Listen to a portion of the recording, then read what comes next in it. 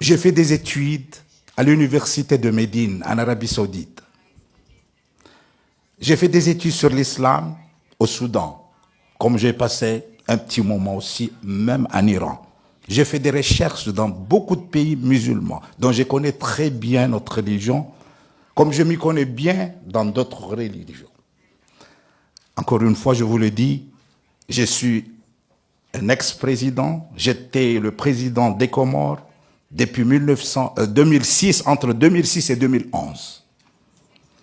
Ce que j'ai bien entendu, bien sûr, j'aimerais bien parler en arabe.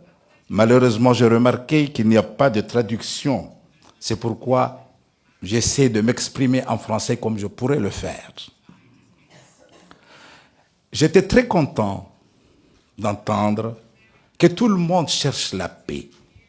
Et depuis très longtemps. Mais est-ce qu'on a vraiment la paix? La réalité, c'est que le monde va mal. Le monde va mal. Il faut reconnaître cette réalité. Mais en se posant la question « pourquoi ?» Mais on a plusieurs réponses. En parlant de religion, moi je crois qu'après avoir entendu tout ce qu'on a dit ici, j'ai beaucoup apprécié l'intervention de M. Abadi, mais je voulais vous dire qu'il y a deux forces dans nos communautés. Si on arrivait à les faire comprendre, on allait avoir peut-être une bonne solution. Notre prophète, le prophète Mohammed, le prophète de l'islam, il a eu une belle parole en disant « Ithnan idha salaha salahat al-umma wa idha fasada fasadat al-umma » qu'il y a deux personnes dans chaque communauté. S'ils sont bons, la communauté devient bonne. Et s'ils sont mauvais, c'est fini, la communauté devient mauvaise. Quelles sont ces deux personnes? Al-ulama wal-umara. Les gouvernants et les savants. Donc moi, je crois qu'aujourd'hui, dans nos communautés, on a besoin de ces deux personnes. Les hommes politiques, mais aussi les religieux. On a besoin des imams, des mouftis, des évêques, qui doivent se comprendre avec les dirigeants politiques. Nous savons tous que tout ce qui se passe dans nos pays, c'est le fruit de la politique menée. Nous savons tous l'importance de la politique. Même les habits que nous portons, c'est le fruit de notre politique. Les maisons que nous vivons, c'est le fruit de notre politique. Tout ce que nous vivons dans nos pays, c'est le fruit de la politique. Donc la plupart du temps, des religieux n'essayent pas de comprendre la politique. Quelquefois, ils se disent, même moi, je suis un religieux, je ne m'intéresse pas à la politique. Personnellement, je crois que c'est une erreur. Et le contraire aussi est une erreur, quand des politiques ne s'intéressent pas à la religion. Les politiques, quand ils ne s'intéressent pas à la religion, c'est une erreur aussi. Vous savez, aujourd'hui, nous sommes tous reconnaissants. L'influence de la religion dans toutes les communautés est tellement forte. Et pourquoi? Parce que ce sont les religieux qui répondent à trois questions que chaque individu, chaque être humain cherche les réponses. Chaque individu, il veut avoir ces trois réponses. La première question, c'est que je viens d'où en tant qu'être humain? Et où est-ce que je vais et pourquoi je suis venu? Trois questions. En tant qu'être humain, je viens d'où pour me trouver dans cet univers? Et après ma mort, où est-ce que je vais? Et maintenant que je suis là, qu'est-ce que je dois faire? Qu'est-ce qu'il y a comme rôle qu'on me le demande?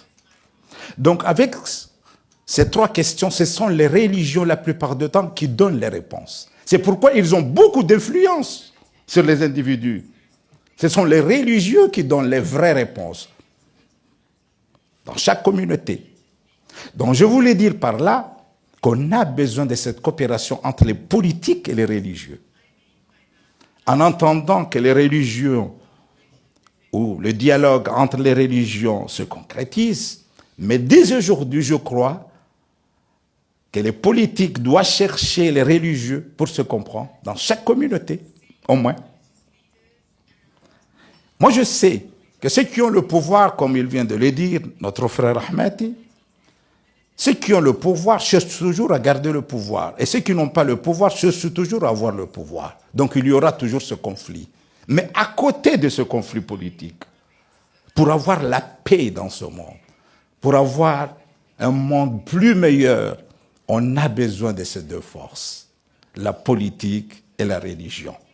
Et c'est pour cela que je demanderai, comme une modeste contribution, de demander à partir de notre forum à ce que les politiques de chaque communauté cherchent les religieux.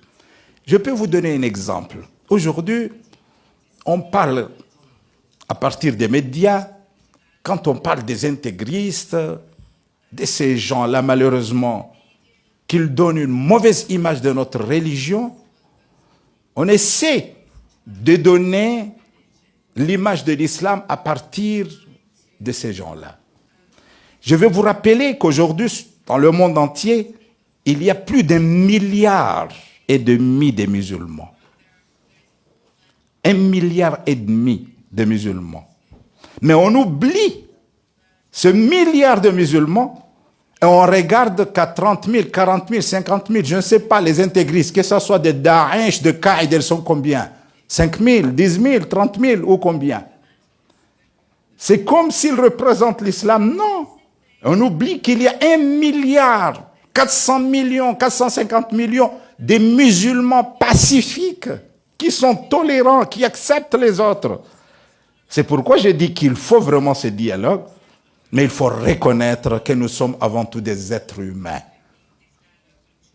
Nous sommes des êtres humains et le monde a besoin de cette paix. Aujourd'hui, le monde va mal et nous sommes tous responsables.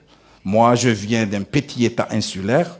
Je crois qu'avec ce forum, on peut proposer, mais parmi les propositions, j'aimerais bien qu'on demande aux politiques de s'intéresser beaucoup plus aux religieux et je demanderai aux savants. Vous savez, parmi les problèmes d'aujourd'hui, c'est que les jeunes ne s'intéressent plus aux savants, ils regardent à partir de l'Internet. Donc, je vous remercie et Inch'Allah, tout sera bien. Jazakumullah khair. Thank you.